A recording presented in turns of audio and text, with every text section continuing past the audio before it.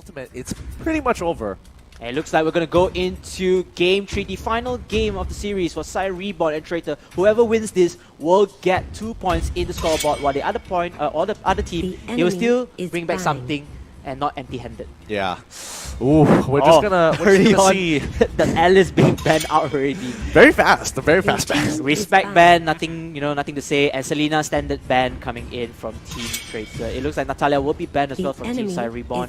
Going in for the final ban phase. It's probably going to Grok. Yeah, there it is. And that means first pick is going to go over to Team Saiyan Reborn here. Who do they want to pick up here? Do they want to deny a? Do they want to deny a hero from Team Traitors, or do they want to actually get a pick that might benefit themselves here? Because I mean, you could deny and then build afterwards. Like, oh, okay, Hellcat here. But I think the Hellcat and the Gushon pick is really useful. It's kind of impactful as well. So they don't really need to worry on whether the enemies has impactful heroes to their lineup. They just care for more and themselves first, and then try to make things work with the whatever cards they've drawn. It looks like Team Traitor is gonna pick Bane and Jawhead. Like I said, Bane is back for their lineup. Is back, yeah. And I'm expecting Gushon. I'm expecting Martis as well. Do they want a dedicated tank? Oh yeah, there it is. And it looks like it's going to be the Minotaur as well as the Gushon as well. Now that kind of means that Team Traitor is going to have to pick up Lancelot on from themselves. But do they want to actually get Diggy again? We'll just kind of have to see here. That one will be interesting. Going back to your question, perhaps they could replace Diggy with Kaya. I feel like Kaya would be a better option because you can use Divine Judgment and just shut down Minotaur if he wants to do it, and the rest of the teammates can follow up and kill him off instantly. But it's going to be tough, and it looks like Team Traitor is going to hover onto Hayabusa. We never talked about him before because he was rarely chosen. He's not chosen like throughout the games, and now he is back into the pick lineup. Alright, so now we're seeing healers, the dedicated tank coming up from Team Traitor. Also, as well as the Hayabusa. This is going to be great to see. However, that kind of leaves up quite a number of picks for the side of Saiyan Reborn, and I think they've got a very classic lineup that we've seen time and time again, having the two fighters, an assassin, an attack-based assassin as well, an attack-based carry, and also your dedicated tank. Yeah, it's a support tank. Like but strangely enough, they didn't actually want to actually go for a mage, as we've seen in prior times. They're looking to skirmish and fight. This looks like a really big boy comp. Depending on that, Gushon can be played as a mage and assassin, but of course we do see the emblems coming in. A lot of them are using Impure Rage as one of the emblems for mage itself. Perhaps Gushon could be played as pure mage instead of a hybrid assassin mage in here. I mean, in one way. Look at that. True, but I mean, in the end, he's just going to be an assassin that deals magic damage. So this just looks like a really big boy comp here. They just want to fight. Just look at this lineup. Level 2, they're looking to fight. Wow, E1 for the final pick will be Vexana. I can see this working out. This is interesting because you can see that they have Minotaur, they can copy out Cho, they can copy out Martis. There are 3 heroes to copy out and give them the clone after the curse has been set up. And it's going to be very unique to see that you have a very heavy lineup and at the same time you're adding another member to help out in your team fight. Yeah, and I think Vexana is kind of a very interesting pick because she is so good into heavily melee-based compositions, and as you can see, all of them are melee. So this is going to be the perfect time to actually really pop off here because getting the clone right, you get to copy some of their stats as well. Yes, and that's great because all of them are so dependent on auto attacks that this is going to be the perfect time for them to actually start getting ahead. Let's say you get a copy of Hellcat. That's going to work really nicely for you.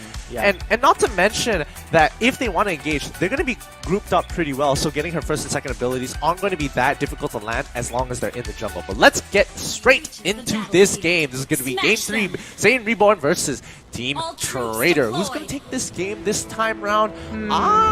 You go first. I'm going to say Team Traitor here. I like their lineup. I definitely feel it's a lot more calculated and a lot better, especially against Team Saiyan Reborn's composition. I also like Team Traitor's lineup. I think they are using the most comfortable heroes that they have right here. I think this is the first game. Some of these are deja vu heroes being played in the first game, and it works out pretty well. They're not going to mess around right now because they want to win this game. And it looks like an early taking off the jungle buffs, the jungle creeps. Very standard. I think every hero wants to get the buffs to get the early advantage. But in the meantime, you can see that Hayabusa and Hylos, they are just gunning over here, trying to push out Team Saiyan Reborn away from their jungle buffs. And they don't mind actually taking a bit of damage here. They're able to heal up no problem and just take another jungle camp. It's splitting between the both of them. One of them is going to get some heals, so it's going to be fine overall, but they just want to deny the EXP from Hayabusa, who sees, oh no, Martis pushed it all the way down to my bot side. I got to take this wave. And taking the wave is crucial because you want to control your lane, you want to control your jungle. You don't want anyone to like intrude that jungle and steal away your jungle buff. It's very demoralizing, especially in the early rounds of the meta game. Yeah, it denies you a lot of space as well as, oh, looks like this is going to be a big fight. Nice, it looks like a very nice knockback over here after the eject coming in from Jawhead, stealing not only the gold but putting a lot of damage onto Minotaur and Hellcat. Yeah, as we can see, the regeneration is coming in from Eo. He's running low on mana here, so but he doesn't. I mean, Saiyan Reborn, they're looking for a quick rotation to catch somebody off here. I mean, Gushin he hasn't hit his level 4 just yet, but this is going to be the pickoff that we're looking for. Oh, the ultimate does come in for Jawhead, but then he's unable to finish them off. He has to run away when the Dark Knight falls onto Hellcat. And they are gonna stop that match. Don't want any BS from both sides. Yeah, and now the level 4s are being hit off pretty fast here with better numbers coming in from Team Traitor. They brought over Helios to make sure that they're able to secure this by themselves, but 2 rotations coming in from the side. They're looking to fight here. And the contest of Turtle will come in. The first Turtle, ladies and gentlemen, is at the top side, my favorite side of the map. As here comes the fight. The top of the Heaven's Highway is in place. The rest of the members will go in while Traitor winning the turtle fight. But then they need to fall back. First Blood comes in with the triple kill of Team Saiyan Reborn. And my oh my Gushin and the rest of the team wants more blood. Maniac coming in. 4K kill onto Gushin. Wow, that is a turnaround. And I think even though they lost the turtle, that is more than enough damage being done by Team Saiyan Reborn. Absolutely, a really great ultimate coming in from Evil here. He was in the perfect place. He hit 3 people with that Minotaur ultimate there. So really, a lot of respect coming in. Because if had he not landed it, they probably would have traded 1 for 1. So with the help of Minotaur coming in and then Gushin coming in as a clean sweep. I mean, it was set up. Yeah, it was set. It was so set up for Gushin. But now, quick rotations coming in for Traitor. They want to get some kind of a response here. They want to get the revenge kill. It looks like Minotaur is going to be the unlucky one to get damage. At the same time, he's going to pop out his ulti, trying to save himself over that deadly catch from Bane. Didn't look like Kachik was actually committing to the fight here, because I'm pretty sure he could have just flicked him over and then they would have secured the kill. Kind of strange that he didn't want to use it. It looks like the highway has popped out again, giving Team Saiyan one more chance to at least defend their base. But then it looks like the top lane will be hovered onto Traitor's side. They will get the top lane despite losing Hayabusa at the bottom lane. Meanwhile, the rest of the teams are just going to scatter away back into safety. And this is kind of why you don't want to put why you don't want to put Hayabusa against the Martis, because Hayabusa takes some time to actually come up online. Oh, I thought he was actually going to commit to it all in there. But yeah, as I was saying, Hayabusa doesn't really come up online in the early stages of the game. He gets much better towards the mid game, and he needs that Bloodlust Axe to really start pushing himself forward, to sustain in lane, and then after that stop pumping out for damage from there on out. But it's just so difficult to do that sometimes, especially when you're up against Martis, because every time you stick your head in, you're going to have to take some damage, and then you're forced to shadow dash out of there, which in most cases, you want to hold that up. Yes, you want to hold the ground, stand your line at least firmly as possible. And like you said, if he were to back out, he's going to lose his economy game in the sense he won't get enough farm. He's going to get pressured every single lane. It's not good for a solo Hayabusa when he's supposed to take pushes. But then the fight comes in already. A nice ultimate coming in from Team Saiyan Reborn. They are needing blood. Martis Shuriken will get the first kill of this war, and it looks like Traitor's gonna fall back. They don't want to take this war again. Absolutely. Traitor's doing a really good job there. I mean, it's kind of tough. It's kind of tough there because like they could decide to keep going for it, but I'm sorry. Saiyan Reborn was able to pick off Fish before he was able to do much in that situation. So it's a give and take, but really nicely done. Saiyan Reborn coming in, getting the pick off, and nicely done by Traitor for disengaging completely from the fight. And a huge credit to coming to Lung as well. I think his Decimate was on point. Oh instantly yeah, it was. Destroying the pick off from Team Traitor. And it's also a smart move from Team Traitor because they feel like they want to continue to fight, but they said, you know what, let's not risk it. Let's just fall back. Let's reset it. It's still early into the game, even though they are down by 6 kills. Exactly. Ouch. But just looking at the EXP, Hayabusa is starting to get ahead. He's going to have quite a bit of base damage later on. And this is what they've done previously many, many times before. They're going to fight on objective, take the objective, slowly peel back, rinse and repeat, rinse and repeat. It's already 6 minutes, 15 seconds down the clock. Team Saiyan Reborn, even though they don't have the extra turret taken down, but they have a lot of farm in their hands. 6 kills, 0. 1000 gold lead, not too shabby, anything is possible back, while Team Traitor, they will need to at least win objectives in the map. At least get the map control first, getting the crabs in hand before fighting in the war. They need to pump up their Hayabusa and the rest of the members who's going to lead the war. Yeah, and this is kind of playing with fire here. It's getting very, very close, looking for an opportunity to go all in, which I understand, but just, you gotta give some respect.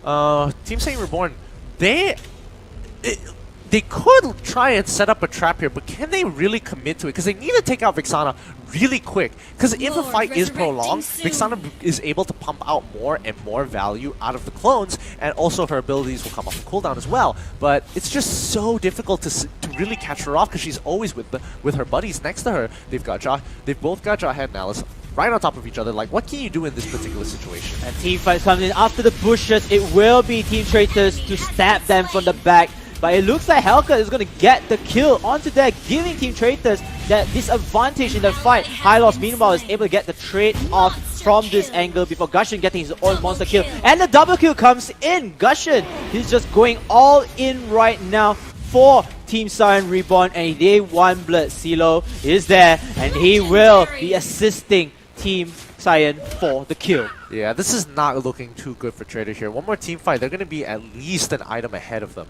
And that's going to be rough to deal with because right now they are a couple of components ahead. Not too bad, but they're going to be waiting for their next power spike. I mean, they're getting up the Demon's Advent once more. They're just going to slowly push up ahead. They're following the same build as last time, but finally the Endless Battle being unlocked by Fade. He's going to have a good amount of damage now, but will he be able to 1v1 pretty much anybody onto the side? I'm pretty sure he can take out Hellcat given the time, but everybody else from the side of Saiyan Reborn is going to be a little bit more tougher to kill.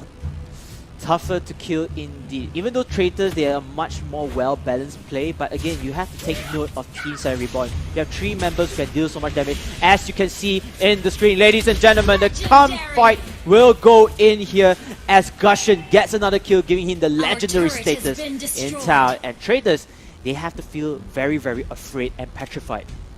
Yeah, I mean, it's really hard for the pick-offs. Like, literally, the pick-offs are so disadvantaged towards Traitors. I mean, Traitors are really trying here. It's not like they aren't looking for opportunities to actually go in, but I mean, Hellcat has caught them off time and time again. And that's kind of a problem here because the silence coming in from Rin is ridiculous. It looks like Evo is going to suffer a bit of HP over here, but then the Lord has been stolen by will be taken by Saiyan Reborn, and the Lord, Almighty Lord, will continue pushing. It looks like Team Saiyan, they are a bit smarter this time. They're going to take the Lord, they're going to rush back, but then, hey, looks like there'll be a comeback from here as Team Saiyan gets the kill, and one more kill coming in, a legendary status once more for dear Gushin. Yeah, and Team Saiyan, at this point of time, they've got Lord. Everything is just working for them. They need to capitalize on this Lord. They can pretty much take any objective they want on the map as long as Lord is pushing, because everybody from the side of Traitor needs to deal with it. If not, they're going to lose the game. Oh no, Traitor. Oh, the flicker super early on, really. Rather interesting. Trying to get a nice angle to get on onto Vixana to unleash the Way of the Dragon, but doesn't look like he's getting anywhere too close. And I kind of like Hellcat, he's away from the match. He's going to let his teammates do the dirty work over here onto the turret, but then it's going to be very easily taken down by Team Traitor onto the Lord. Absolutely. This is a slower game compared to most. More calculated, more thoughtful from the side of, from both teams here, which is really interesting. Ooh, Vixana able to get the ability off, but just not going to be able to really take it all the way. But once again, Rin is just, he only comes when the team fight's about to happen, and when he needs to clean them up, that's when you see Rin coming in from the back on the Hellcat. Hellcat indeed being the playmaking assassin player in this game, giving out a lot of opportunities for his team to initiate wars through the ultimate Dark Knight Falls. But the rest of the members of Team Saiyan, they are also confident that they can take this win ahead, or take these battles ahead. if you can see the compositions right now, I feel like Team Saiyan can win any single team fight given if they play their cards right. Yeah, but they need the position here, and I think Saiyan Reborn definitely is starting to become very adaptable and starting to predict really well where Saiyan is going to set up their traps, and they are just completely avoiding it here. It looks like Rin takes up Windtaker or Windtalker, the sword, to give him the extra critical rate and max speed. And I did see CeeLo getting the Demon's Advent, giving him the extra advantage of the armor and tankiness again. This is actually really good. I mean, CeeLo, he doesn't need to be more of a damage dealer. He just needs to be a hybrid tank, deal so much damage and initiate the attacks from the angles itself.